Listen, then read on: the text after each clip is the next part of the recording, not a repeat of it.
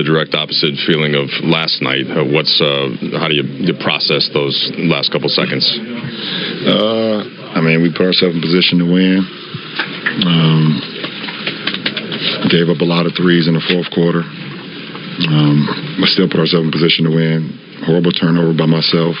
Bad miscommunication. Play before that. And, AR still hit a big bucket, try to save us. And then, Tippy Haddison makes a game winner from half court. What's the kind of the proper way to, and you just contextualized this game specifically, but what's the proper way to deal with the emotion on this side, relative to last night? There's another game in 2 days, less than 2 days. That's how you do it. These last, I guess, both fourth quarters, there have just been these kind of wild swings where you go on a big run, Pacers return it, but same thing tonight with Chicago. What have you thought of that and kind of how that's happening? We can't give up 40 plus. We gave up 32 in the first quarter, and then we played great ball from there on. 26 in the second, 17 in the third. We give up 44. You're not going to, no matter how many points you have, it's going to be just not good ingredients for success.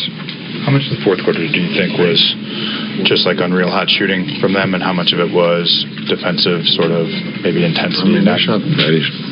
Listen, had 19 threes once again. They've been shooting the piss out the balls of late. The statistics doesn't show for the season, but they've been cashing. I thought, we put ourselves in position to win. We just didn't win. The last thing you guys want to do is foul Giddey in that situation. You and Austin did kind of run at him at least. Is that kind of all you can do in that situation? Yeah. You guys are reminding us this is the third time you guys have had almost like this. The Orlando won, Atlanta won in Atlanta. You mentioned you guys do have another game in 2 days. What's the key to not letting the emotions of tonight carry over into Saturday? That's the NBA. That's the NBA. You can't go into a game on Saturday thinking about what happened on Thursday. What did you see defensively in the second and third quarter? We were in tune with the game plan. We executed. I thought we played well enough to win, obviously, but we didn't cash in. At this stage of the season, is it difficult to keep the focus on small picture stuff? I mean, there's obviously really big picture stuff coming pretty quickly in terms of the postseason. Is it tough to just focus on the next 48 minutes? No. Is that what needs to happen? That's what's been happening. Last two. In the larger context of things, that there's still not a ton of games that you guys have all played together, and JJ said the offense could come down to the comfort factor between you, Austin, and Luka. To see Austin perform late game situation tonight, does that help the process? Between the three of you, just getting those reps and seeing. It was great that we executed.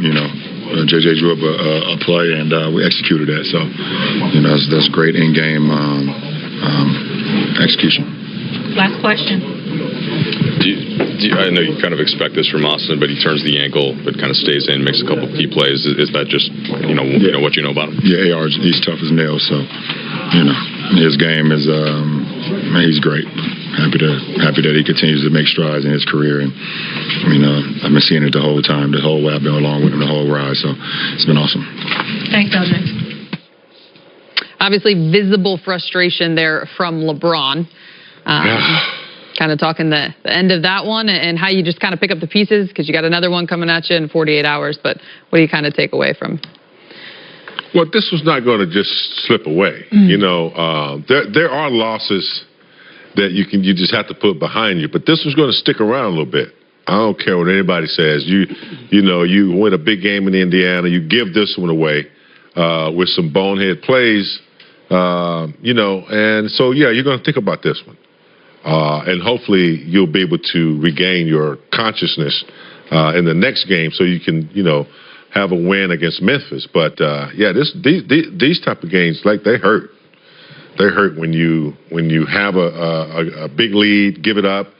Austin Reeves hits a big shot, and what they get, 6 points in how many seconds? 9 points in 10 seconds. Never seen that before. I don't think I've ever seen that before. But That play right there, That's the first three. LeBron will think about that one. Rotating too early, and then the inbounds play, Second. a lazy bounce pass. I know he didn't do it intentionally, but it's just something you have to secure the ball and the win when you have that situation. I know they had a timeout. I don't think they really needed the timeout. They just needed to really be more secure with the basketball. But 9 points. Say it again. 9 points. 9 points in 10.3 seconds. Yeah, that's hard to do. You're gonna think about that. Yeah, no doubt. A buddy just texted. He said, "I'm at a restaurant. I saw the end of the game, and I'm watching LeBron on your air give the interview. He does not look real happy." And I appreciate, probably an understatement, right? And I appreciate the accountability by LeBron saying, "Horrible turnover by myself." And when something like that happens, there's two ways of going about it. You can say, "Oh, we were bad in the second quarter," or whatever, or "horrible turnover by myself." And LeBron also mentioned a miscommunication on defense right before then, probably alluding to the Patrick Williams three in the left corner. But I do like the fact that LeBron's he looks miserable. This is a tough one, and the fact that they could have possessed fourth place all by themselves, and instead now need to try to wrench it away from Memphis, who they're tied with for fourth in a couple days. That's going to be a big game, Allie. A big late March game.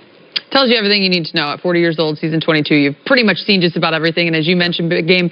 This is game 73, and it still stings. Yeah. It's a regular season game against an East opponent you're not going to see the rest of the way this season. Yeah, and nothing intentional. God. Just happened, man. Just happened. I'm sure he thought he could get it in, but fatigue from last night. I don't know, but this one does not sit well.